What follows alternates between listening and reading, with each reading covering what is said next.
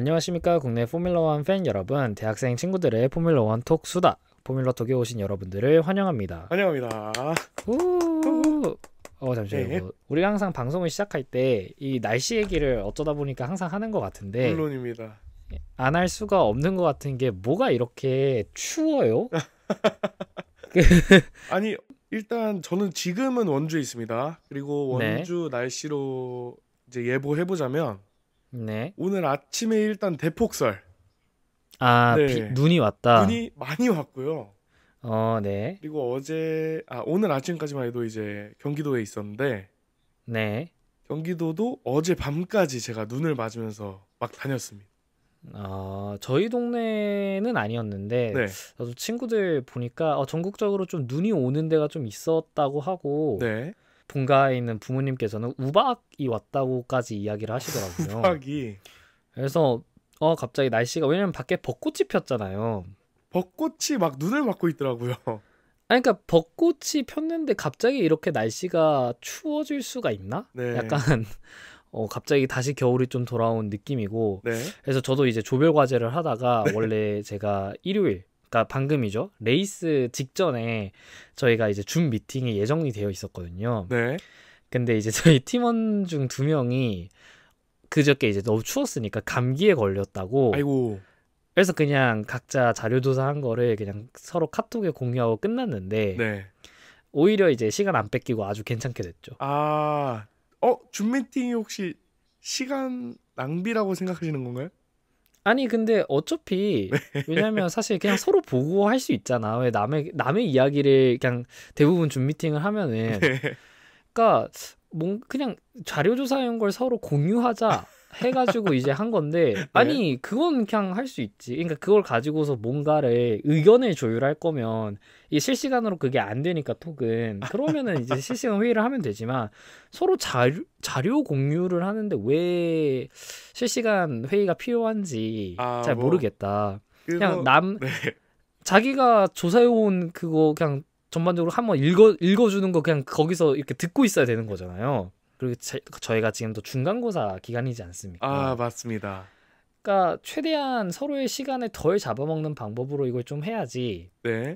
좀 괜찮지 않나라고 생각을 합니다. 똑같은 결과를 낼 수 있으면 서로의 시간을 좀 덜 제한하는 방식으로 하는 게, 이건 그냥 너무 합리적인 생각이 아닌가 는 생각이 들었다. 뭐 어쨌든 그래서 그런 거는 차차하고, 어쨌든 그 중에서 이제 추운 날씨로 인해서 조원들이 감기가 걸리는 바람에 나에게는 조금 더 좋은 상황으로 흘러갔다. 뭐 이런 말씀을 좀 드릴 수 있겠고. 하지만 조원들의 빠른 쾌차를 빈다.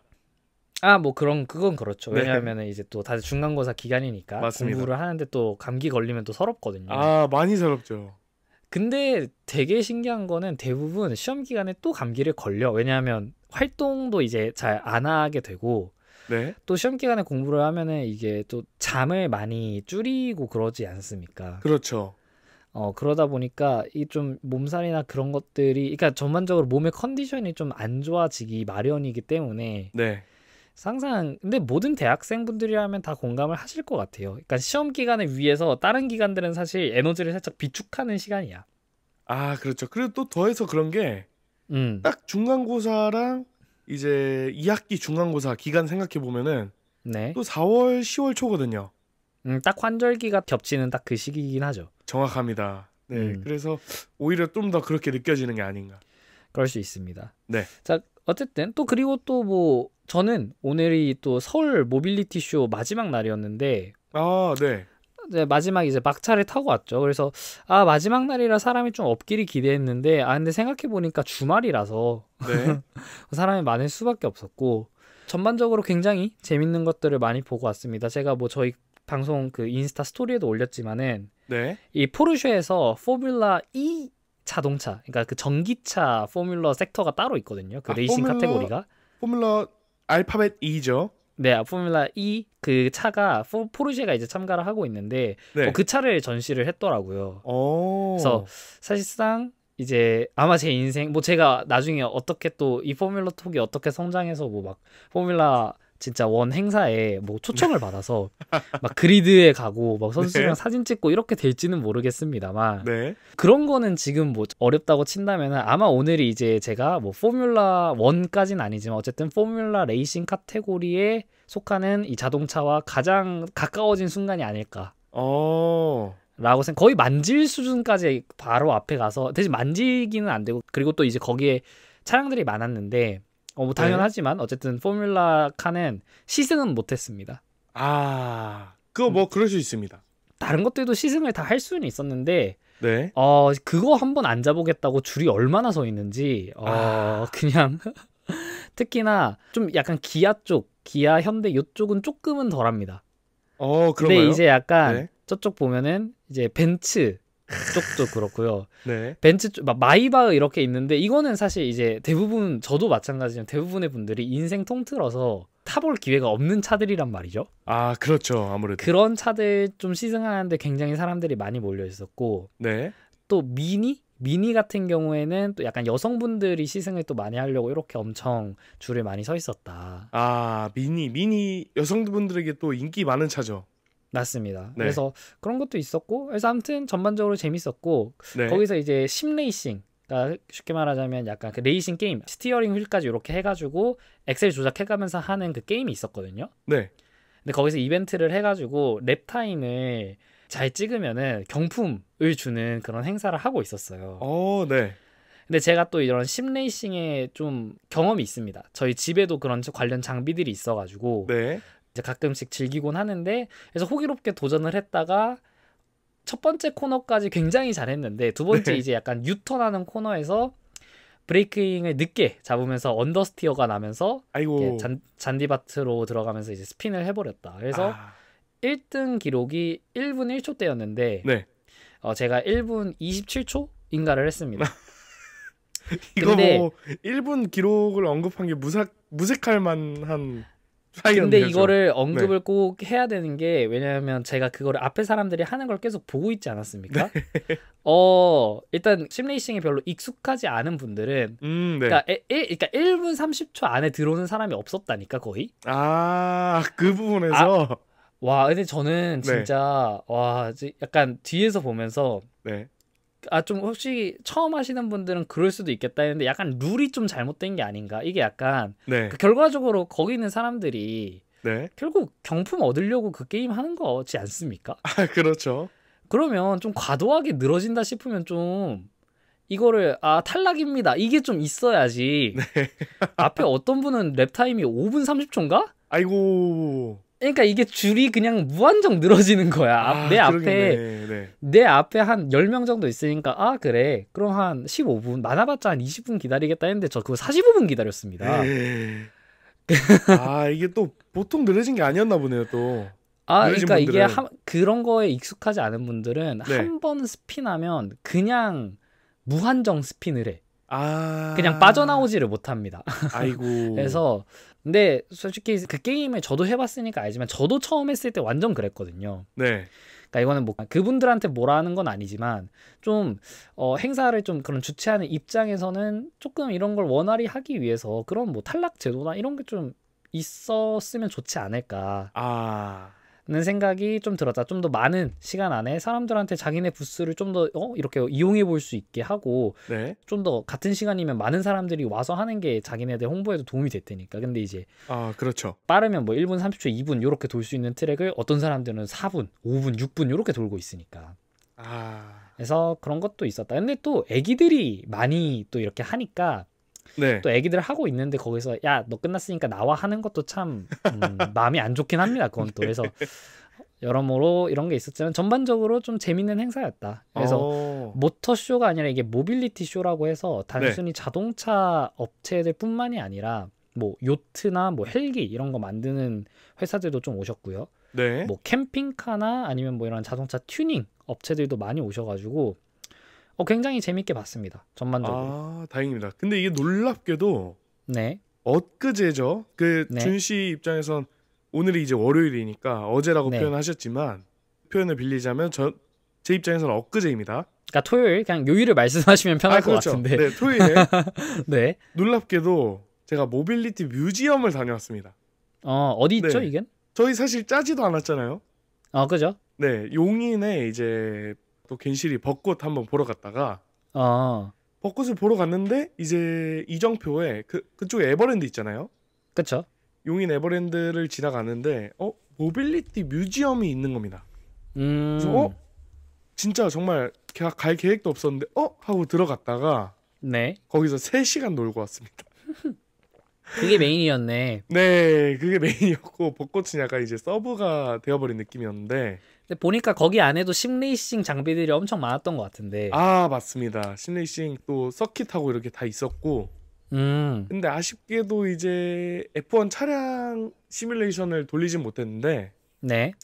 거기서도 이제 저희 또 이번에 경기한 바레인 서킷도 찾아보고 했는데 바레인 서킷은 아쉽게도 없었고 거기도 이제 99년도 막 98년도에 몰던 그 F1 차량들이 또 전시가 돼 있더라고요. 네, 그런 것도 잘 보고 와서 또 관심 있는 분들은 한번 또 찾아보시면 좋을 것 같습니다. 그 심레이싱 그럼 뭐 본인 소감 결국 타보셨을 거 아니에요? 그러니까 바레인 서킷은 못 타봤지만 결과적으로. 네. 그래서 심레이싱 아마 그러면 이제 폴씨는 이번에 처음 해봤었던 것 같은데. 그렇죠, 그렇죠. 약간 소감이 어떻습니까? 제가 약간 말씀드린 대로 좀 이게 그립을 좀 잡기 굉장히 힘들지 않습니까? 이게 또 질이 다른 게 F1 차가 아니라 네. 오프로드 차량을 또 몰았습니다. 그럼 그랬는데, 약간 서킷을 타는 것보다는 약간 랠리 같은 심레이싱이네요. 그렇죠. 근데 이제 약간 오기가 생겼던 게 네. 직원분들께서 이거 완주하는 거 힘들다. 완주하는 분들이 없다라고 하셔서 완주를 하면 뭘 주는 건 아니고 그냥 그런 거 아니죠. 체험입니다. 네. 그래서 제가 한번 해보겠다 하고 했는데 이게 보통 50%도 트랙 완주를 못 한다고 해요. 시간 내로. 제한 시간이 있나 보네요, 이게. 네, 맞습니다. 제한 시간 끝나면 저희는 그 이번 모빌리티 쇼와 다르게 가차 없이 내리라고 합니다. 그러니까 그게 효율적이지. 그 그렇죠. 부스 입장에서는. 네. 근데 그거는 이제 굉장히 답답함을 뻥 뚫어주는 그런 처사네요, 그런 거. 맞습니다. 근데 이게 보통 잘하는 분들은 50% 정도 한다 했는데 85% 주행. 근데 결과적으로는 하다가 쫓겨나셨고. 하다가 꺼졌습니다. 그게 꺼져? 네. 그러니까 자기네들이 말하기는 살짝 상처 줄 수 있으니까 아예 그냥 그렇게 해놓았구나. 그냥 네. 시간이 땡 되면 꺼지게. 뒤에서 직원분들이 보통 뿐이 아니라 예사롭지 않다 했는데 그러다가 틱 꺼지니까 살짝 서운했어요. 그래도 어쨌든 뭐 나름 잘 완주를 하셨다. 그러니까 네. 85%까지만 했지만 그것마저도 사실 뭐 그러니까 잘한 거다 이렇게 말씀을 하고 싶으신 거죠. 맞습니다. 좋습니다. 오늘 또 보면은 약간 85% 주행이라고 하니까 네. 또 약간 사인츠 선수가 떠오릅니다. 왜냐하면 오늘 사인츠 선수가 한 85% 완주를 하다가 이제 리타이어를 했거든요. 아쉬워요. 네. 맞습니다. 그래서 자 이제 뭐 저희 뭐 이런저런 레이스 관련된 뭐 자동차 관련된 이야기를 좀 많이 해봤는데 네. 다시 이제 레이스 이야기를 좀 본격적으로 시작을 해보자면 네. 프랙티스 이슈 조금만 정리를 하고 가겠습니다. 이번 프랙티스에서는 뭐 크게 엄청 이슈될 만한 거는 많이 없었는데 굳이 따지자면은 각 팀별로 신인 드라이버들이 프랙티스를 이 베테랑 드라이버를 대신해서 많이 뛰었어요. 네. 실제로 뛴 선수들을 말해보자면 이와사 아유무라는 선수가 이제 베르스타펜 선수를 대신해서 레드불 차량을 프랙티스 세션에서 몰았고요. 네. 루크 브라우닝 선수가 사인트 선수를 대신해서 윌리엄스 차량을 대신 몰았고 프레드릭 베스티 선수가 조지 러셀 선수를 대신해서 메르세데스 차를 프랙티스에서 몰게 되었습니다. 네. 원래 몰던 선수들은 어떤 문제가 있어서 그랬던 건가요? 아닙니다. 이거는 포뮬러 1 규정이 있는데요. 각 팀들은 시즌 중에 최소 횟수 이상을 그 프랙티스 세션의 시트를 신인들한테 줘야 됩니다. 채워야 되는 횟수가 있군요. 네, 맞습니다. 강제적으로 이걸 줘야 되는데 이거는 이제 아무래도 이제 추후 퓨처 드라이버들, 나중에 이제 미래에 포뮬러 1에 뛸 드라이버들을 육성하기 위한 포뮬러 1의 하나의 정책이라고 할 수가 있겠는데 네. 근데 굳이 왜 바레인 그랑프리에서 이렇게 다들 했느냐 하면은 바레인이 어딥니까? 이번 시즌에 저희가 그런 얘기를 많이 드렸었는데 네. 뭐였냐면은 윌리엄스가 프리시즌 테스팅 때 정말 좋은 모습을 보였다. 랩타임 전체 1위를 찍어냈다라고 맞습니다. 하지 않았습니까? 네. 그 프리시즌 테스팅이 진행됐던 서킷이 바로 바레인. 였습니다. 그러니까 이미 프리시즌 때 많은 선수들이 대부분 이 서킷을 많이 돌아본 겁니다. 그렇군요. 그러니까 특히나 베테랑 드라이버들로 하여금은 사실상 그렇게 뭐 트랙 적응이나 그런 것들이 크게 필요하지 않은 서킷이었고, 네. 그러면 어차피 규정 때문에 언젠간 신인들한테 기회를 줘야 되는데, 그러면은 지금 주자 이렇게 해가지고 이제 많은 팀들이 이렇게 신인들을 프랙티스 때 내보내게 된 겁니다. 그렇군요.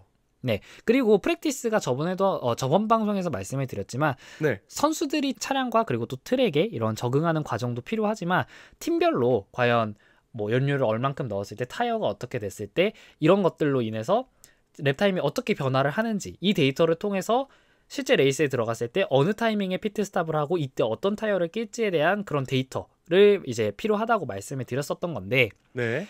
그러다 보니까 지금 말씀드린 베르스타펜, 사인츠, 러셀 이 세 팀 다 바레인을 앞두고 그렇게 큰 업데이트나 업그레이드가 없던 팀들입니다. 이게 무슨 얘기냐면 페라리 네. 같은 경우에 이번 바레인 그랑프리를 앞두고 플로어, 그러니까 차량 하반부에 굉장히 큰 변화를 줬다라고 해요. 네. 근데 그러니까 이 바레인 서킷에 프리시즌 테스팅 때 썼던 데이터를 그대로 쓰지를 못하는 거야. 그래서 페라리는 이번에 신인들한테 기회를 줄 수가 없었다. 근데 베르스타펜, 사인츠, 러셀 지금 있는 뭐 윌리엄스, 레드불 그리고 메르세데스 같은 경우는 네. 그때 프리시즌 이후로 지금까지 차량에 큰 변화가 없습니다. 그렇기 때문에 그때 데이터가 있기 때문에 네. 특히나 더 신인들한테 이번에 자리를 주는 것에 그렇게 거리낌이 없었다라고 볼 수 있겠습니다. 그래서 이번 바레인 서킷에서 신인들에게 좀 시트를 양보를 해줬다. 맞습니다. 프랙티스 세션에 이렇게 신인들을 많이 해서 뭐 규정도 만족하고 실제로 이제 신인들한테는 뭐 경험도 쌓는 결과가 되고 일석이조의 효과를 누렸다고 볼 수 있겠고, 네. 퀄리파잉에 들어가서는 한번 보도록 하겠습니다. 퀄리파잉 순위는 자 1위가 오스카 피아스트리, 네. 2위가 조지 러셀, 3위가 샤를 르클레르, 페라리가 3위까지 올라왔어요. 퀄리파잉에서. 네. 그러면서 굉장히 그 하반부 플로어에 있는 업데이트가 굉장히 효과적이지 않나 이런 모습을 좀 보였고, 네. 물론 반대로 해밀턴은 조금 부진하긴 했습니다. 차차 말씀을 드리겠습니다. 자, 네. 4위가 안드레아 키미 안토넬리 선수가 되면서 확실히 이 키미 안토넬리 선수가 이 신인들 중에서는, 물론 신인들 중에서 지금 메르세데스 차니까 가장 좋은 차를 타고 있는 것도 많지만 네. 자신이 그 차를 타고 있을 만한 실력이 된다는 것을 지금 매 레이스마다 증명을 잘 해내고 있는 것 같습니다. 맞습니다. 그리고 문제의 알핀, 저희가 항상 말씀을 드렸던 아직까지 그 노포인트로 남아있었던 그 알핀이 5위로 들어옵니다. 피에르 가슬리가 Q3에서 정말 광란의 질주, 정말 멋진 질주를 해내면서 전체 랩타임 5위로 들어오게 됐습니다. 맞습니다. 그리고 그 6위가 맥라렌의 랜도 노리스였으니까 피에르 가슬리가 진짜 얼마나 빨랐는지를 생각을 해볼 수 있겠습니다. 노리스보다 빨랐습니다. 이 알핀의 대역변이거든요. 맞습니다. 맥라렌 차보다 빨랐고, 네. 그리고 7위가 베르스타펜. 베르스타펜은 전반적으로 지금 차가 일본에서 굉장히 좋았다가 갑자기 또 무슨 변화를 이끌어내는지 모르겠지만 차가 조종성, 그러니까 차가 자기가 원하는 대로 좀 가지 않는다라는 이야기를 베르스타펜이 거의 퀄리파잉 세션 내내 했는데 네. 결과적으로 순위도 별로 안 좋았고 7위가 베르스타펜, 8위가 윌리엄스의 사인츠 주니어 선수가 되었고 네. 9위가 이제 루이스 해밀턴 선수가 되었고 네. 10위가 츠노다 유키 선수가 됐습니다. 츠노다 선수도 근데 이 9위인 해밀턴 선수와 랩타임 차이가 되게 크게 나는데 네. 그러니까 결과적으로 어떻게든 Q3까지 올라오긴 했으나 이거는 뭐 유키 선수가 못했다기보단 베르스타펜 선수도 지금 7위에 있는 거를 보면은 레드불 차가 이번 그랑프리 때 조금 안 좋았다. 맞습니다. 네, 이 얘기가 결국 되는 것 같습니다. 11위부터 보면은 11위가 알핀의 잭 두한, 12위가 아이작 하자르, 13위가 페르난도 알론소, 14위가 오콘, 15위가 알본이었고요. 네. 16위가 헐켄베르크, 17위 로슨, 18위 보톨레투, 19위가 랜스 스트롤, 그리고 20위가 올리버 베어만이 되었습니다. 맞습니다. 그래서 전반적으로 보면은 오스카 피아스트리 선수가 굉장히 좋은 모습을 보였어요. 노리스 선수는 같은 맥라렌 차를 타고도 6위에 머무른 반면에 네. 피아스트리 선수는 결과적으로 다시 폴포지션을 가져가면서 시즌 두 번째 폴포지션이죠. 지금 네. 상하이 이후로 지금 두 번째로 폴포지션을 차지를 했고 네. 그리고 조지 러셀이 굉장히 퀄리파잉 내내 계속 맥라렌이 어쨌든 강세를 보였는데 조지 러셀이 계속 거기에 좀 도전하는 거의 유일한 도전자 느낌으로 좋은 랩타임을 뽑아내면서 2위로 들어갔습니다. 네, 맞습니다. 근데 결과적으로 메르세데스는 그래서 4위에 키미 안토넬리가 들어갔고 2위가 러셀이 들어가면서 지금 아마도 뭐 앞으로도 좀 진행이 되겠지만은 아마 네. 이번 시즌의 2강 체제는 메르세데스 맥라렌이 되지 않을까 하는 생각이 좀 들고 네. 근데 또 사실 2강이라고 보기에는 약간 정말 최강과 거기에 약간 도전하는 도전자 그러니까 맥라렌을 어떻게 러셀과 이 안토넬리의 메르세데스가 좀 잘 뭐 도전할 수 있을 것인가 챌린지를 잘 걸 수 있을 것인가 이런 게 조금 약간 이번 시즌 컨스트럭터 경쟁의 화두가 될 것 같습니다. 맞습니다. 지금 골리앗급의 맥라렌을 이기기에는 조금 더 노력하는 모습이 있어야 될 것 같습니다. 맞습니다. 피에르 가슬리 선수가 Q3 때 팀 라디오로 얘기를 했던 게 맥라렌 쟤네 왜 이렇게 빠르냐. 그러니까 그렇죠. 정확하게 약간 번역을 하자면 맥라렌이 지금 저렇게 빠른 건 정말 믿을 수 없는 수준이다. 약간 이런 식으로 이야기를 했습니다. 그냥 맥라렌 차가 지금 굉장히 좋다라고 할 수 있고 네. 다만 메르세데스는 지금 팀 운영에서 살짝씩 실수가 이번 그랑프리 내내 있었는데 그런가요? 아까 2위, 4위를 말씀을 드렸는데 결과적으로 스타팅 그리드는 러셀 선수가 3위로 시작을 했고요. 키미 네. 안토넬리 선수도 한 단계 밀린 5위로 시작을 했습니다. 근데 이게 왜 그러냐? 둘 다 동시에 페널티 받았죠. 맞습니다. Q2 세션에서 오콘 선수가 이제 리어가 털리면서 사고가 났고 레드 플래그가 나왔는데 네. 레드 플래그가 나왔다는 건 뭡니까? 저희가 저번에 한번 이 깃발 정리를 드렸지만 레드 플래그는 레이스 세션 중단. 네. 맞습니다. 중단입니다. 이 레드 플래그가 발령된 동안에는 차고 네. 바깥으로 차가 나오면 안 되는데 그렇죠. 메르세데스에서 이 차를 조금 일찍 내보냈거나 아니면 뭘 했는지 모르겠습니다. 어쨌든 그게 이 씬이 나오진 않았는데 어쨌든 네. 둘 다 그 세션 그 레드 플래그가 발령된 동안 차고 바깥으로 차를 움직였다라고 해요. 이거 둘이 나란히 이렇게 페널티 받은 거면 팀에서 아마 지령이 조금 잘못됐을 가능성이 높죠.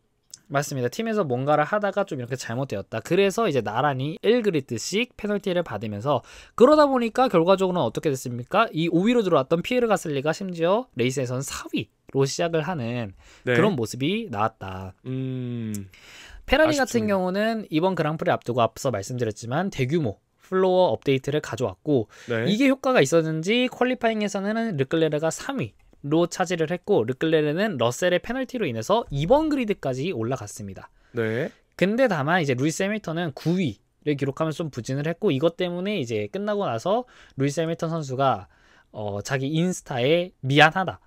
페라리 팬들한테 미안하다. 뭐 레이스에서는 다를 것이다. 뭐 이런 얘기까지 좀 했다라고 합니다. 자, 그리고 랜도 노리스 선수는 굉장히 그냥 차가 느렸다기보다는 네. 좀 본인의 실수가 많았어요. 이렇게 서킷을 도는 과정에서 좀 리어가 흔들리는 거나 아니면 이런 핸들링을 좀 보정하는 그런 일들이 좀 많이 보였고 네. 그래서 피아스트리에게 0.4초나 뒤진 6위를 기록했습니다. 네. 이 바레인 서킷이 맥라렌이 좀 그렇게 연이 없는 서킷이거든요. 살짝 징크스 같은 게 있나요? 징크스라기보다는 그냥 우승을 할 뻔했는데 항상 바레인에서는 못했다 이게 아니라 그냥 별로 연이 없습니다. 뭔가 이뤄낸 게 많지 않군요. 맞습니다. 오늘 어쨌든 피아스트리 선수가 또 우승을 했으니까 네. 말씀을 드려보자면은 피아스트리 선수가 오늘 우승한 게 맥라렌의 바레인 그랑프리 첫 우승입니다.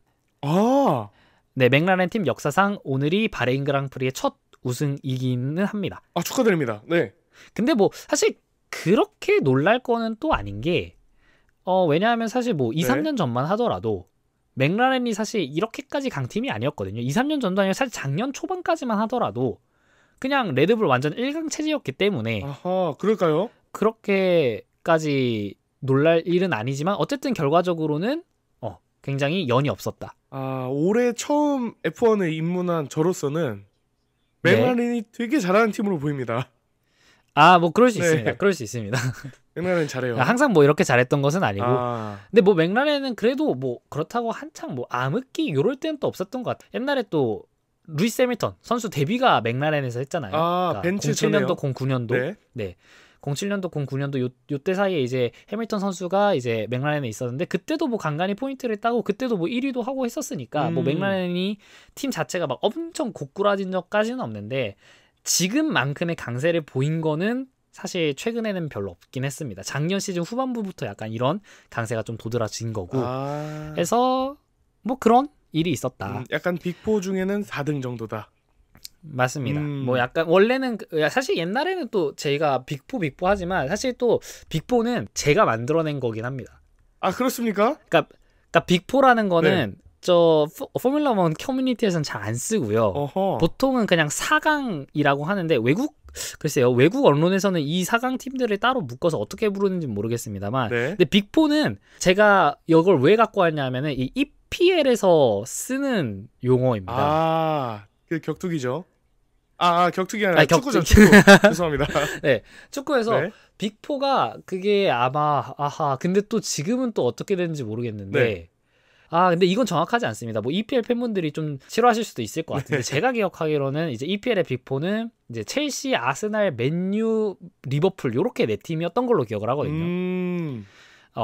어쨌든 결과적으로 말씀드리고 싶은 건 어쨌든 빅4 제가 말씀을 드리는 게 EPL에서 차용해서 온 워딩이다. 아하. 사실 뭐 빅4 중에서 4위다라고 하기보다는 그냥 뭐 사실 빅4라는 개념 자체가 좀 그렇게 최근에 그렇게 뭐 오래된 개념 자체가 아니다. 저는 빅4라고 자꾸 언급을 해주시길래 빅4가 원래 이제 통용되는 단어인 줄 알았습니다.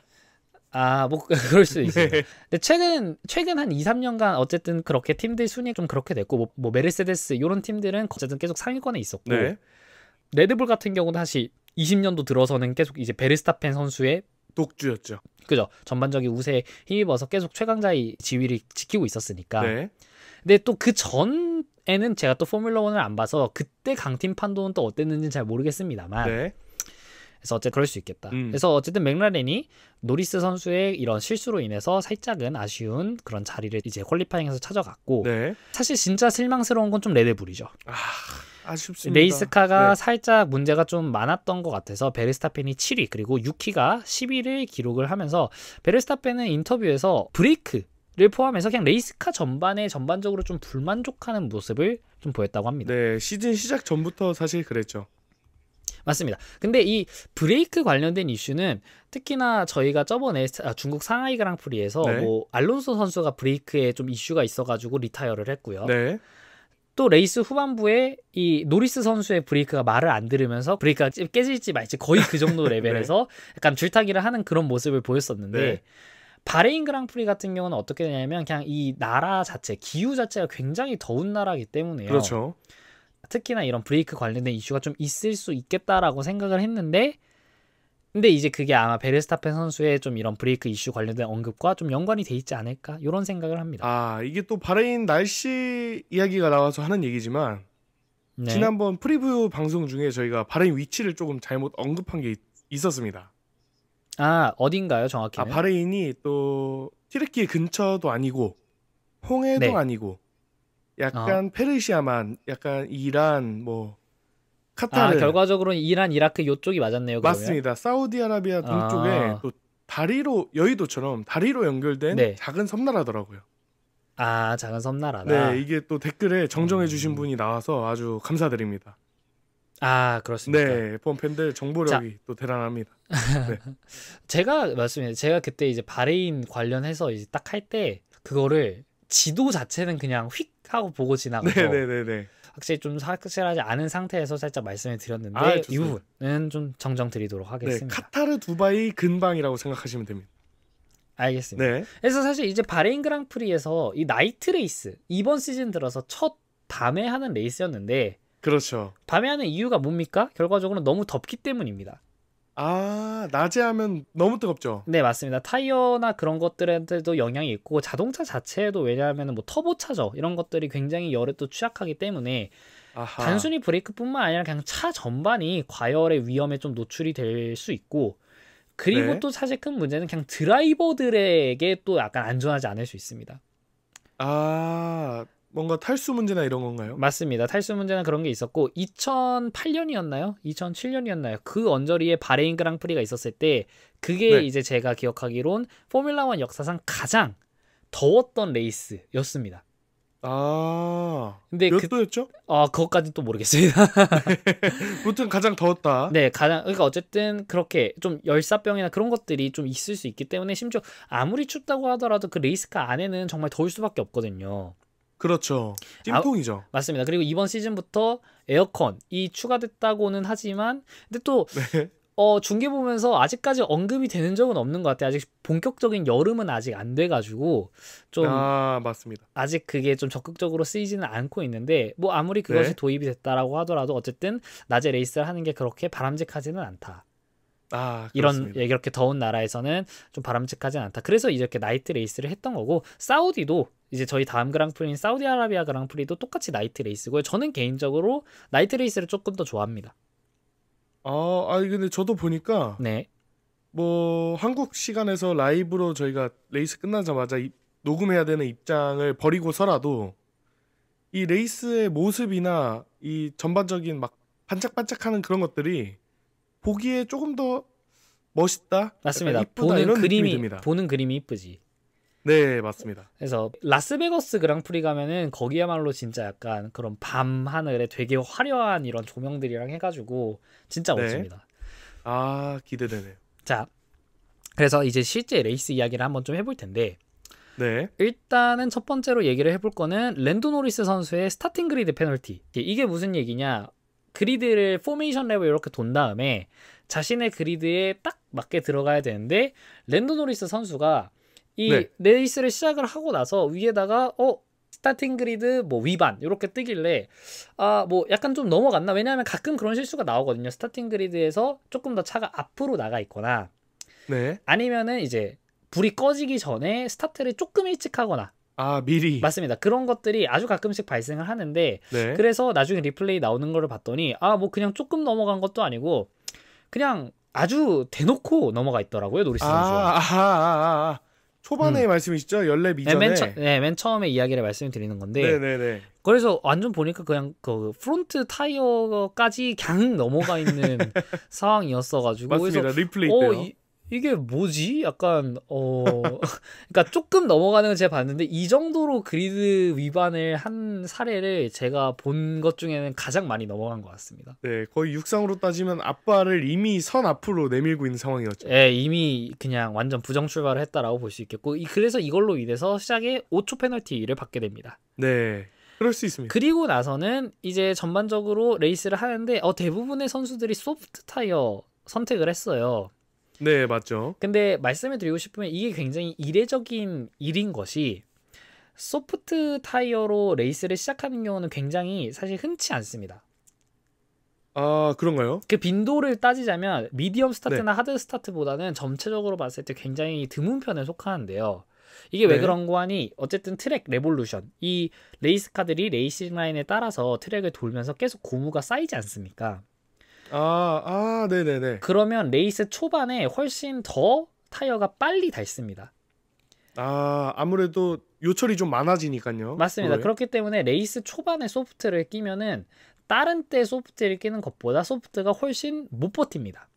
레이스를 만약 하드 소프트로 달리고 괜찮은 레이스라고 한다면, 반대로 순서만 바꿨을 뿐인데 소프트 하드로 하면은 힘들 수 있다, 이런 얘기가 되는 겁니다. 원스탑을 한다는 가정이요? 맞습니다. 그런데 대부분의 선수들이 소프트를 한 이유는, 근데 오늘 레이스를 전반적으로 보니까 하드 타이어 자체가 조금 이번 레이스에 적합하지 않았던 것 같습니다.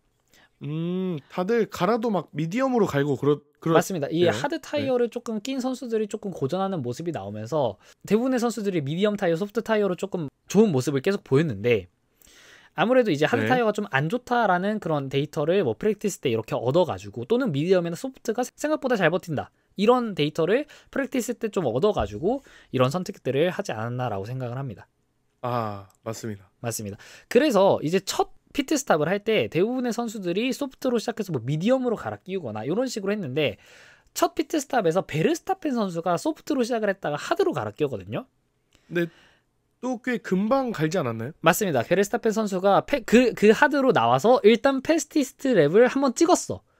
맞습니다. 보라색 시계 가져갔죠. 근데 그러고 나서 계속 지금 그립이 너무 없다, 이런 이야기를 하다가 결과적으로 하드 타이어로 정말 한 10랩도 못 버틴 채 다시 피트 스탑을 했습니다. 맞습니다.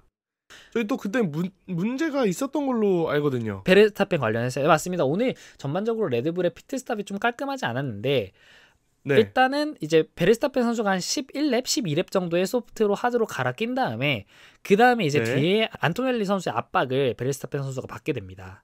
네. 그러면서 이제 안토넬리 선수가 베르스타펜의 20렙째에 넘어가게 되었고 네. 근데 이때 어떻게 됐냐? 오콘, 베르스타펜, 안토넬리 이렇게 있었는데 오콘 선수랑 베르스타펜 선수 간격도 1초 이내가 되었고 네. 베르스타펜과 안토넬리 선수도 간격이 1초 이하가 되면서 둘이 이제 오콘 선수로 인해서 베르스타펜 선수도 DRS를 자꾸 같이 쓰면서 이게 방어가 됐다가 어느 딱 그 20렙 딱 그 순간에 오콘 선수랑 격차가 1초 이상 나버린 거야. 아, 그럼 DRS 꺼야죠. 네, 그러면 이제 DRS를 못 켰고 베르스타펜 선수가 뒤에서 안토넬리는 키고 오면서 바로 그랩에서 추월을 당합니다. 근데 그러면서 그거를 하고 나서 베르스타펜 선수가 아 이건 안 되겠다 해가지고 하드 타이어로 달리다가 다시 들어가서 또 바꿨습니다. 그렇죠.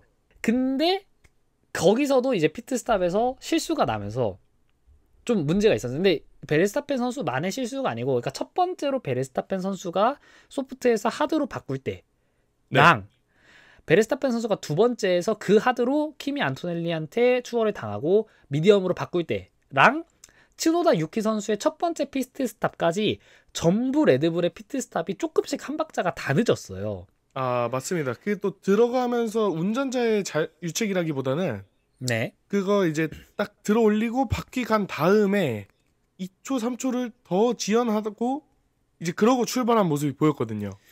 근데 그거를 이제 나중에 보니까 그러니까 어느 바퀴가 안 빠지고 보통 이런 게 아니라 그 앞에 이제 드라이버한테 나가도 된다라는 그 신호 체계가 살짝 문제가 있었던 것 같아요. 그래서 피트크루들이 그게 고장났나 이렇게 확인하는 장면도 잠깐 화면에 비추고 했었는데 그러니까 이 4개의 바퀴가 다 끝났으면은 초록불이 떠야지.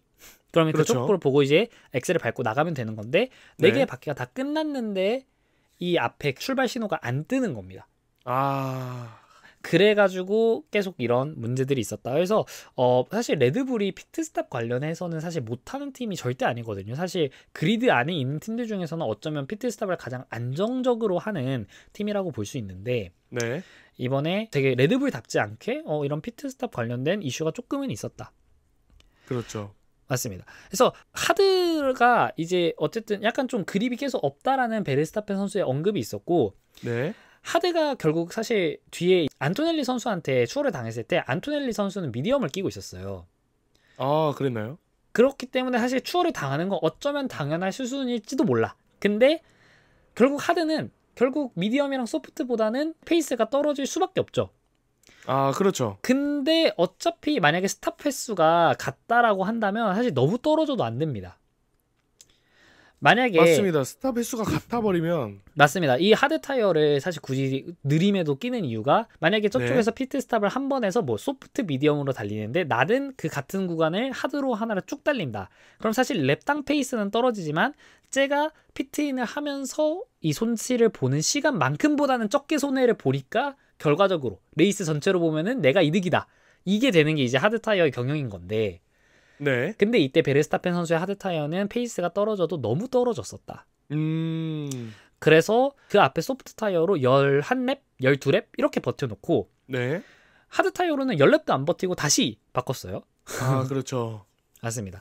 그래서 이렇게 됐고 25렙째에 전반적으로 이제 팀들이 다 같이 피트 스탑을 한 번씩 다 하고 들어왔을 때 순위가 피아스트리, 러셀, 노리스, 르클레르, 가슬리, 오콘, 안토넬리 뭐 이런 식으로 됐습니다. 그리고 그 안토넬리의 그 밑에 뭐 이제 베르스타펜 선수 추월 당하고 이런 것들이 있었는데 노리스가 이때 5초 페널티를 수행을 해놓고서도 3위로 유지를 했어요. 그렇죠. 사실 노리스가 페널티가 있는 거를 그러니까 지금 레이스 끝날 때도 굉장히 좋게 끝나서 노리스가 페널티가 있는 걸 까먹고 있었는데 제가 지금 다시 보면서 그러니까 맞습니다. 이게 노리스가 처음에 5초 페널티가 있었는데도 지금 저 레이스 페이스를 보인 거야. 5초 페널티를 처음부터 먹고 들어간 건가요, 그러면? 그쵸. 처음부터 먹고 그래서 첫 번째 피트스탑 때 그 페널티를 수행을 했죠. 이 페널티가 레이스 중반에 이렇게 부과가 되면은 만약에 그 사이에 피트스탑이 있다라고 하면은 피트에 들어가고 나서 그걸 수행을 하게 됩니다. 어떤 식이냐? 예를 들어 5초 페널티다 그러면 5초 동안 딱 피트로 들어간 다음에 이 피트크루가 차를 건드리지 못합니다. 그리고 딱 5초 지나면 땡 하고 이제 바로 손대서 잉잉잉 하고 이렇게 갈 수 있는 거고 만약에 페널티가 부과가 됐는데 그 이후에 피트스탑 없이 레이스가 끝난다 그러면 레이스 끝날 때 랩 타임에다가 5초가 추가가 됩니다. 아하. 그렇게 되는 거군요, 또. 맞습니다. 그런 식으로 될 수 있는 거고. 네. 그리고 이제 25랩째에 해밀턴이 굉장히 좋은 모습을 보였어요. 이때 레이스 중반부에는. 그래서 이 레이스 중반부에는 해밀턴하고 르클레르 페이스가 맥라렌보다 빠르다는 언급이 나왔습니다. 아, 중계진에서요? 네, 맞습니다. 해밀턴이 그리고 패스티스트 랩을 이때 찍으면서 안토넬리도 넘어가고 르클레르는 또 노리스를 앞서가고 이런 모습이 계속 이렇게 나왔고, 네.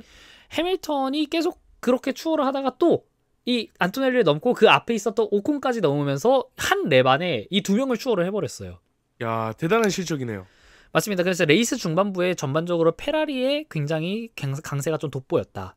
근데 피아스트리는 그냥 앞에서 크루징을 하고 있었어요. 그렇죠. 노리스는 그 중반부에 이제 껴가지고, 왜냐면 애초에 스타팅 그리드 자체가 6위였으니까 네. 그 중반에 껴가지고 뭐 르클레르랑도 배틀을 하고 해밀턴이랑도 뭐 이렇게 좀 계속 이렇게 맞닿아 있고 그랬는데, 피아스트리는 그 뒤에 있었던 러셀 선수가 그냥 계속 전혀 이렇게 방해를 못하면서 네. 레이스 후반부까지 굉장히 편안하게 1등으로 달렸습니다. 맞습니다. 피아스트리 선수가 아주, 물론 그 앞에서 죽도록 달렸겠지만 네. 저희 바깥 청중의 입장에서 보면은 매우 편하게 1등을 가져간 느낌이었습니다. 맞습니다. 거의 이제 뭐 크루즈 모드 키고서 저희가 실제로 이런 걸 합니다. 그러니까 이렇게 좀 전반적으로 순위 변동이나 배틀 없이 그냥 1등이었던 선수가 편안하게 이렇게 1등을 차지하면은 저희가 그런 걸 보통 보고 크루징을 했다고 합니다. 아, 그 고속도로에서 켜는 그런 네, 맞습니다. 기능 말씀이시죠? 맞습니다. 실제로 포뮬러1은 이제 용어라고 할까요? 이런 커뮤니티에서 쓰는 용어라고 할 수 있겠고, 그러다가 이제 레이스가 조금 재밌어졌던 게 31랩째에 사인츠와 츠노다 선수의 약간의 추돌이 있었습니다. 아, 네, 그렇죠. 근데 이제 그리고 나서 어디서 이게 파편이 좀 떨어지는 게 됐는데, 근데 보기로는 사인츠 선수가 앞에 있었고 츠노다 선수가 뒤로 가다가 그 츠노다 선수의 프론트 윙에 사인츠 선수의 오른쪽 뒷바퀴가 이렇게 닿았던 그런 충돌이 있었어요. 아, 네. 근데 그리고 나서 무슨 약간 파편이 좀 튀는 모습이 나왔는데 누구 거가 떨어지는지 모르겠어. 저는 이번에 또 츠노다의 또 프론트 윙에 손상이 있지 않을까라고 생각을 했는데, 네. 근데 알고 봤더니 그 손상이 사인츠 선수의 사이드 포트에 있었습니다. 아... 그래가지고 사인츠 선수는 이 손상으로 인해서 결국 레이스 후반부에 리타이어를 하게 됩니다. 아하, 그것 때문이었군요. 맞습니다. 사이드 포트가 그 정도로 손상이 됐으면은 뭐 어쩔 수 없죠. 그리고 또 추돌이 있었던 게 뭐였냐면은 랜스 스트롤 선수와 로슨 선수가 추돌을 하면서, 그러면서 굉장히 많은 파편을 이 바닥에 뿌렸었는데, 그걸로 인해서 32랩째의 세이프티카, 그 파편들을 정리하기 위해서 세이프티카가 선언이 됩니다. 아, 그렇죠. 부스러기들이 엄청 많이 떨어졌거든요. 맞습니다. 그 부스러기들을 좀 치우기 위해 잠깐 세이프티카가 됐고, 그래서 이때를 틈타서 굉장히 많은 선수들이 두 번째 피트스탑을 좀 이렇게 가져가게 됐습니다. 아하. 그래서 세이프티카 이후에 순위를, 약간 레이스 중후반부의 순위를 한번 짚어보자면, 피아스트리, 러셀, 르클레르, 노리스, 5위에 해밀턴, 6위에 가슬리, 7위에 오콘, 그리고 8위에 베르스타펜, 9위에 잭 두안, 10위에 사인츠, 그 밑으로 츠노다, 베어반, 알본, 안토넬리 선수 뭐 이런 식으로 됐는데, 그런데 네. 이제 35랩째에 다시 레이스가 시작이 됐는데, 레이스 전체가 57랩짜리입니다. 네. 그럼 35랩이면 나머지 22랩이 남았죠? 그렇죠. 그래서 사실 이때 중계진도 그렇고 저도 예상을 했던 거는, 지금 레이스 중후반부 정도가 됐으니까 이 세이프티카 때 피트스탑을 할 때 대부분 하드 타이어를 끼고 나와서 상위권 드라이버들은 이 하드 타이어로 끝까지 달릴 생각을 할 것이다 라고 생각을 했는데, 남은 시점에서요. 네. 그죠? 남은 시점이 얼마 안 남았기 때문에. 근데 여기서 러셀 선수가 소프트 타이어를 끼고 나옵니다. 히트는 했죠. 맞습니다. 그래서 러셀 선수가 이때 가지고 있던 계획은, 제 생각에는 이제 다시 세이프티카 끝나고 시작을 땅 했을 때 그때 한번 피아스트리를 노려보겠다라는 심산이었던 것 같은데, 근데 결과적으로는 끝까지 못 따라가게 됐습니다. 아, 그렇죠. 그래서 근데 오히려 세이프티카 끝나고 나서 레이스가 다시 시작할 때 상황을 보면은 되게 재밌었던 게, 너무 재밌었어요. 네. 피아스트리가 땅 하고 시작을 했는데 러셀이 거기에 반응을 되게 잘했습니다. 그래서 러셀하고 굉장히 피아스트리가 굉장히 얇게 붙었어요. 굉장히 가깝게 붙었고, 네. 그 뒤에 순위가 어떻게 됐습니까? 르클레르, 노리스, 해밀턴이지 않았습니까? 그렇죠. 근데 르클레르가 반응을 좀 못했어요. 근데 그래서 노리스가 르클레르를 추월을 하려고 라인을 살짝 망가뜨리면서 갔어. 네. 근데 거기서 오히려 르클레르를 추월하기에는 살짝 모자랐는데 네. 노리스가 르클레르를 추월하려고 시도를 하면서 라인이 망가졌잖아요. 네. 그거를 갖다가 뒤에서 해밀턴이 그거에 반응을 하면서 노리스를 해밀턴이 오히려 노리는 상황이 됐습니다. 아, 그 엉켜진 진영에서요? 맞습니다. 그러니까 르클레르가 늦었어. 노리스가 얘를 지금이 기회다 하고 추월을 하려고 했는데 생각보다 아주 살짝 모자랐던 겁니다. 네. 그래서 오히려 거기서 추월을 못하니까 이 레이싱 라인에 깬 만큼 손해를 본 거를 해밀턴이 뒤에서 노리스를 노렸다. 이렇게 되는데 그러다가 결국 아무도 추월을 못했어요. 그냥 르클레르, 노리스, 해밀턴이 됐습니다. 근데 리플레이를 봤더니 해밀턴이 노리스를 여기서 추월을 했는데 노리스가 약간 트랙 바깥으로 이 해밀턴을 좀 밀어내는 모습이 나왔어요. 네. 그러면서 사실 또 페널티가 예상이 됐다가 맥라렌 팀에서 이거 너가 해밀턴 밀어낸 것 같다. 그러니까 순위 줘라. 라고 얘기가 나와가지고 그래서 해밀턴을 노리스가 결국 원래 있었던 그 부분에서는 추월을 못했지만 나중에 이제 노리스가 순위를 양보를 하면서 레이스 순위를 주게 됩니다. 맞습니다. 그로 인해 페널티가 또 면제될 수 있다는 거를 저는 오늘 또 처음 알았잖아요. 맞습니다. 그러니까 페널티가 면제가 됐다라기보다는 네. 글쎄요. 이걸 어떻게 표현하면 좋을지 모르겠는데 그러니까 자기네들이 이런 식으로 좀 실수를 한 게 있다라고 한다면은 그냥 그렇게 순위를 주면 됩니다. 예를 들어서 내가 스티어링에 실패를 해서 약간 언더컷이 아니죠. 약간 코너컷을 했어. 그러니까 코너에서 코너링을 하지 않고 그냥 직선으로 해서 코너를 질주를 했다. 네. 만약에 그렇게 하더라도 트랙 바깥으로 넘어간 페널티는 또 다른 거지만 네. 그렇게 하더라도 만약에 순위의 변화가 없었다. 오히려 만약에 본인이 순위를 잃었어. 네. 그러면은 페널티가 없습니다. 그러니까 FIA가 규제를 하는 것은 물론 뭐 레이스 트랙 바깥으로 벗어나는 건 4회 넘어가면은 그냥 어떻게 벗어났느냐에 상관없이 무조건 페널티가 나오긴 하지만은 네. 전반적인 규제들은 불법적인 이득을 보는 경우에 한해 있습니다. 그러다 보니까 약간 정상적이지 않은 플레이인데라고 하더라도 네. 결과적으로 본인한테 이득이 안 됐으면은 페널티가 쉽게 나오진 않습니다. 이해됐습니다. 그래도 또 나온 김에 뭐 한번 말씀을 드리자면은 그러면 만약에 이렇게 추월하는 상황에서 네. 추월권은 누구에게 있느냐 이것에 대한 규정이 또 약간 궁금하신 분들이 있을 것 같은데 네. FIA 규정에 따르면은 보통 코너에서 이제 추월을 많이 하게 되는데요. 네. 추월을 하는데 이 뒷차가 앞차의 2분의 1 이상을 넘어간 시점이 되면은 그러면 뒷차한테 추월권이 있는 걸로 봅니다. 추월권이 있으면 얻는 어드밴티지가 뭐죠? 얻는 게 뭐냐면은 이 선수 그러니까 앞차가 뒷차의 그 폭만큼의 그 레이스 공간을 줘야 합니다. 그러니까 추월권이 만약에 없으면은 앞차가 최대한 자신의 포지션을 지키면서 하고 그럼 그때는 어떻게 뒷차는 그냥 결국 브레이킹을 하면서 추월을 포기를 해야 되는 거고요. 네, 이 길막이라고 하거든요. 전문 용어로. 맞습니다. 만약에 뒷차가 자신의 차량 2분의 1 이상을 넘어왔다라고 한다면은 그 상황에서 만약에 공간을 안 준다라고 한다면은 불법적인 뭐 틀어막기라던가 또는 공간을 안 줘서 만약에 그 차가 트랙 바깥으로 밀려났어. 그러면 이것도 역시나 페널티의 대상이 됩니다. 그래서 추월권을 이제 포뮬러 1 팬분들이 이렇게 중계를 보실 때 저거는 얘가 추월을 할 수 있는데 여기서는 공간을 무조건 줘야 되는데 이렇게 판단하는 기준은 과연 뒷차가 앞차의 2분의 1 이상을 넘어갔느냐 이렇게 보시면 되겠습니다. 이게 이제 FIA 규정에 있는 이야기입니다. 거기서 또 이어서 생각해 보자면 그렇게 따지면 그런 규정 한에서는 인코스로 추월하는 게 조금 더 유일하겠네요. 왜냐하면 인코스로 들어가면 간격을 안 줘버리는 만큼 못 들어오는 거니까. 잠시만 이게 무슨 말이죠? 인코스로 들어가면은 간격을 안 줘버리는 만큼 못 들어온다? 이게 그러니까 내가 인코스로 들어가서 만약에 그 추월권을 확보를 했다면은 상대방은 이 코너링을 결국 바깥쪽으로 돌 수밖에 없다. 그렇죠. 손해를 보는 거죠. 근데 그거는 이제 뭐 트랙 상황마다 다른데 근데 어쩔 수 없이 대부분의 추월은 인코스에서 이루어지기는 합니다. 또 그런가요?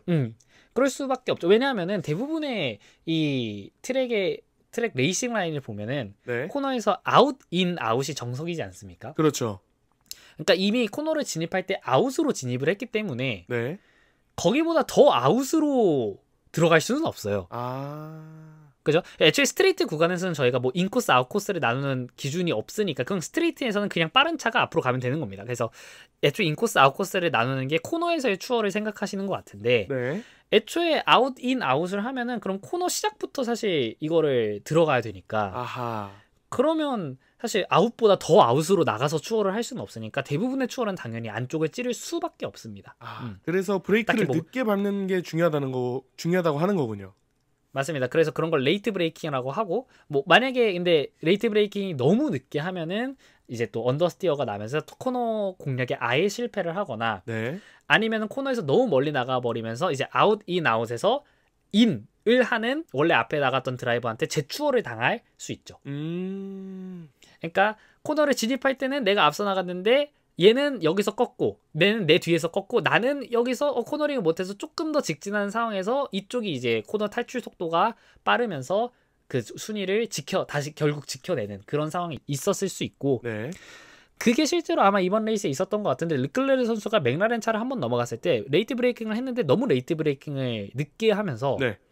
차가 코너에서 너무 바깥쪽으로 밀려났고 맞습니다. 그래서 한번 넘어가긴 했는데 추월을 하긴 했는데 바로 맥라렌 차가 이제 아우디 나운스를 그대로 그려내면서 다시 코너 탈출 속도에서 이득을 보면서 다시 순위를 재추월을 하는 그런 장면이 또 나왔습니다. 맞습니다.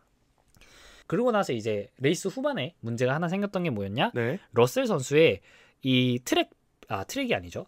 이 타이밍 비컨이라고 할까요? 그 차의 이런 간격들을 계산하는 데 쓰이고 차가 지금 어디 있는지를 보여주는 차량 내의 장치가 갑자기 고장이 나면서 CG에 문제가 생기면서 러셀 선수가 갑자기 20위까지 내려갔어요. 맞습니다. 그래서 그 이후로는 약간 이 차들 간의 간격도 보이지 않은 채 약간 거기서 즉석으로 막 CG를 만들어내서 내보이고 있는? 나중 가서 복귀가 되긴 했었지만 굉장히 보는데 불편했다. 저희는 사실 그 순위표만 보고 있거든요. 맞습니다. 저희가 대부분 포뮬러 1을 보시는 팬분들이라면은 이 순위표만 대부분 보는데 그렇죠. 근데 오늘 레이스는 또 그런 CG 관련된 이슈도 있었고 전반적으로 배틀이 너무 재밌게 많이 일어나서 오늘 다른 레이스들보다 순위표를 특히나 안 본 레이스 같아요. 맞습니다. 네. 그래서 이 비컨이 좀 중요한 게 뭐였냐면 얘가 있어야 앞차랑 1초 내 간격에 있다라는 확신을 할 수 있고요. 네. 확신이라기보다는 확인을 받을 수 있고요. 그걸로 인해서 이제 DRS 버튼이 그 지정된 구간에서 열리는 겁니다.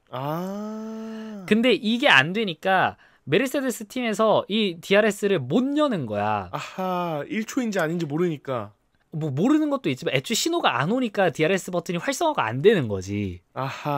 근데 그래서 아마 이제 FIA에서 1초 안에 들어오면 너네 쓰세요 이런 식으로 하면서 아마 그거를 오버라이드, 그러니까 수동으로 드라이버 또는 팀에서 조작할 수 있도록 그 권한을 줬을 것 같아요. 네. 근데 그 문제 때문인지 모르겠지만 레이스 후반부에 위에 잠깐 언급이 나왔었는데 러셀 선수가 DRS 사용 위반과 관련해서 약간 이슈가 있었습니다.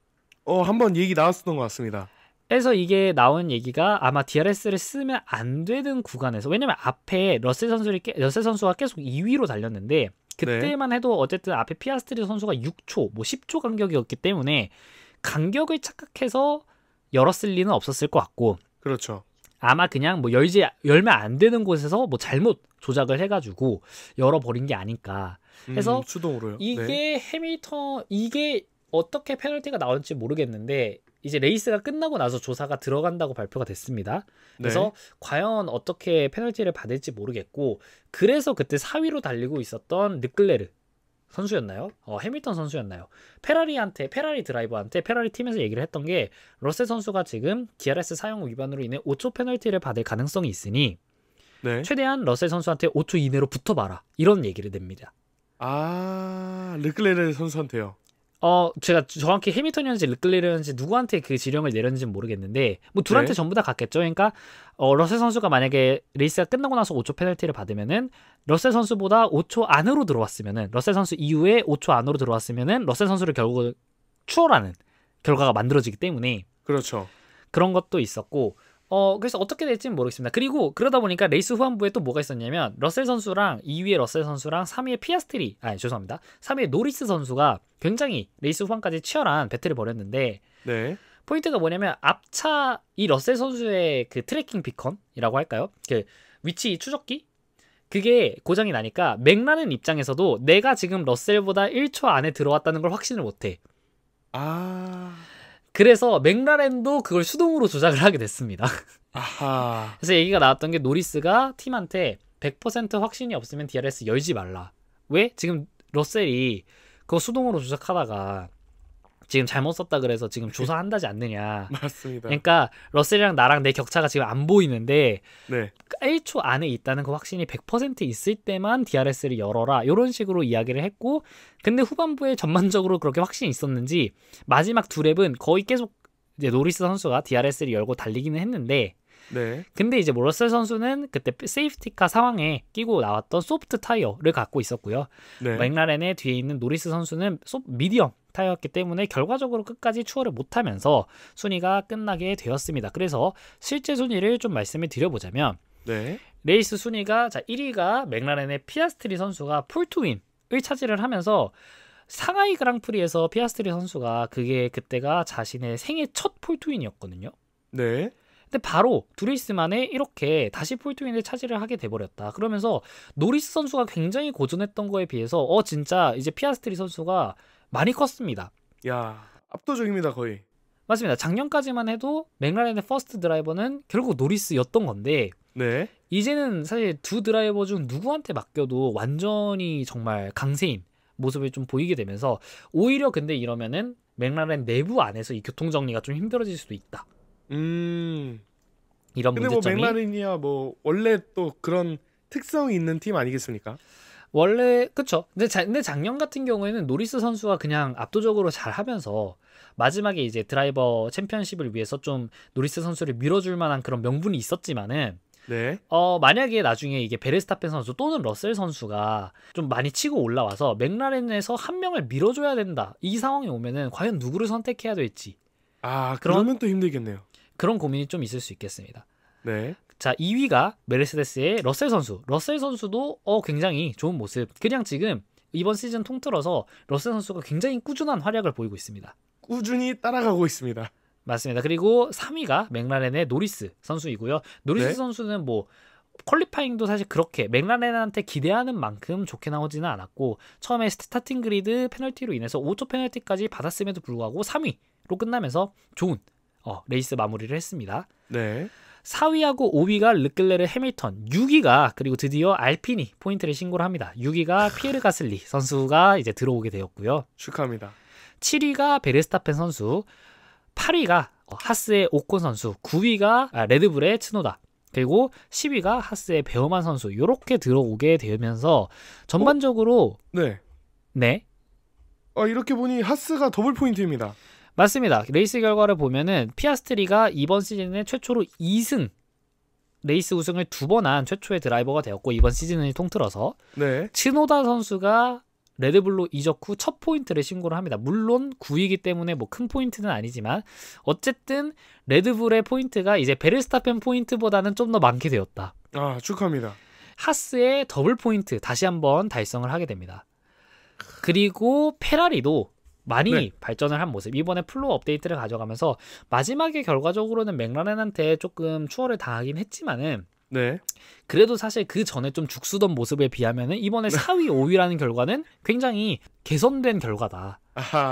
라고 할 수 있겠고, 맞습니다. 대신 여기서 지금 보이지 않는 익숙한 얼굴이 있는데, 그게 바로 메르세데스의 키미 안토넬리 선수가 11위로 안타깝게 포인트를 못 땄습니다. 마지막 랩까지 10위인 하스의 올리버 베어만 선수랑 거의 0.4초 이렇게 따라잡으면서, 네, 맞습니다. 마지막에 그래도 이 10위권 안에 또 들어오나라고 생각을 했는데 그렇게는 결과적으로는 가져가지 못했습니다. 네.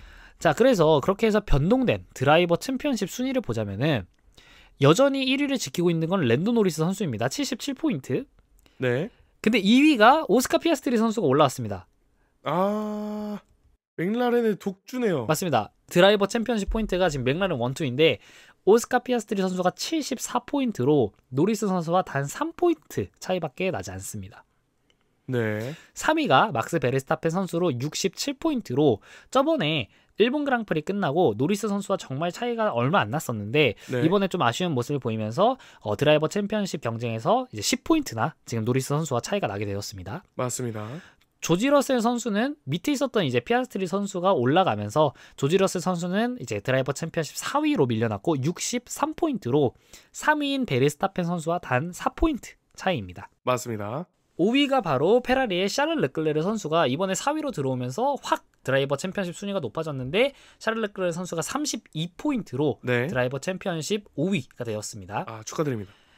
6위가 이번에 포인트를 따지 못한 키미 안토넬리 선수 여전히 30포인트에 머무르고 있고 루이스 해밀턴 선수가 바로 7위로 25포인트가 되었습니다. 아, 해밀턴 선수 좀 후반 가면 갈수록 뭔가 좀 끌어올리는 느낌이에요.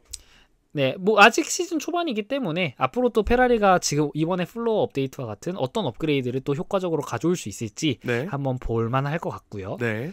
8위가 이번에는 포인트를 전혀 따지 못한 알렉스 알본 선수. 알렉스 알본 선수는 이번에 퀄리파잉 Q1에 탈락을 하고 전반적으로 이슈가 안 됐던 것 같아요. 9위가 에스테반 오콘 선수로 이번에 이제 14포인트가 되었고요. 네. 랜스 스트롤 선수는 뭐 포인트를 따지 못했지만 어쨌든 뭐 여전히 순위를 지키고 있고요. 가슬리 선수가 드디어 이제 8포인트, 한 번에 8포인트를 추가를 하면서 드라이버 챔피언십 11위로 올라오게 됩니다. 아, 알핀 축하드립니다. 그리고 그 밑에 있는 츠노다 선수 같은 경우도 저번에 스프린트에 이어서 이번에 드디어 레이스에서는 첫 포인트를 이번 시즌 첫 포인트를 따냈고요. 네. 이것이 바로 레드불 이적 후에 츠노다의 첫 포인트입니다. 물론 사실 9위이기 때문에 2점만 벌어오기는 했지만 굉장히 조금 점점따리 이렇게 벌어오게 되었다. 네. 그리고 베어만 선수도 저번에도 한번 오콘 선수와 함께 언제였죠? 그때도 중국이었나요? 그때 페라리 두 드라이버가 같이 실격을 하면서 그때 오콘 선수가 이렇게 올라갔었거든요. 아, 맞습니다. 오콘 선수란다. 그러니까 페라리 베어만 선수요? 맞아요. 그때도 이미 더블 포인트였는데 네. 위에 두 드라이버가 탈락을 하면서 오콘이랑 베어만 둘 다 순위가 2개씩 올라갔었어. 맞습니다. 그래서 오콘 선수도 이번에 포인트를 신고를 하면서 하스에게도 굉장히 의미 있는 레이스가 되었다라고 할 수 있겠습니다. 네. 자, 그래서 이로 인해서 컨스트럭터 챔피언십 순위를 보자면은 맥라렌이 1위로 151포인트가 되었고요. 네. 메르세데스가 93포인트로 2위, 3위가 레드불 69포인트고요. 네.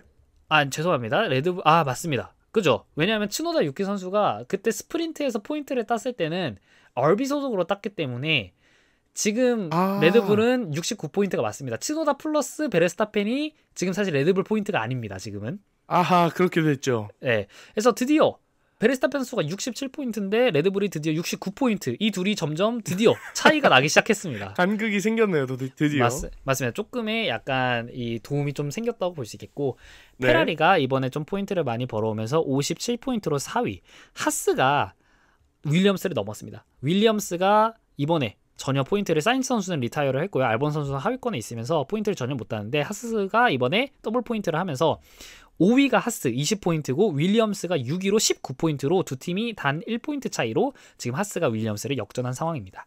하스 더블 포인트도 축하드립니다. 맞습니다. 7위가 에스턴 마틴 10포인트, 8위가 알핀 8포인트. 드디어 알핀이 레이스 이 포인트를 신고를 하고요. 네. 9위가 레이싱 불스 RB가 7포인트로 9위에 위치를 하고 있고 10위가 자우보로 6포인트 이렇게 정리를 드릴 수 있겠습니다.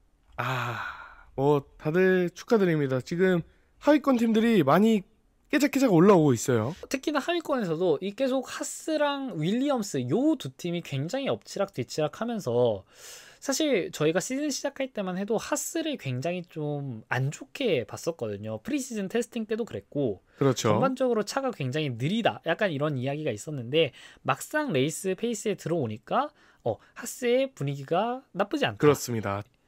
그래서 이제 하위권에서 좀 그런 하위권은 아니고 중위권이라고 봐야겠죠. 어쨌든 중위권에서 지금 이제 하스와 윌리엄스의 이런 것들이 좀 벌어지고 있겠고. 네. 근데 사실 또 포인트 차이가 그렇게 크지 않습니다. 왜냐하면은 사실 하스가 20포인트, 윌리엄스가 19포인트, 에스턴 마틴이 10포인트, 알핀 8포인트, RB 7포인트, 자우보 6포인트이기 때문에 네. 5위 하스와 꼴찌인 자우보가 단 14포인트 차이로 이거 그냥 레이스 한 번만 잘하면 5위부터 10위는 그냥 왔다 갔다 할 수 있습니다. 그렇죠.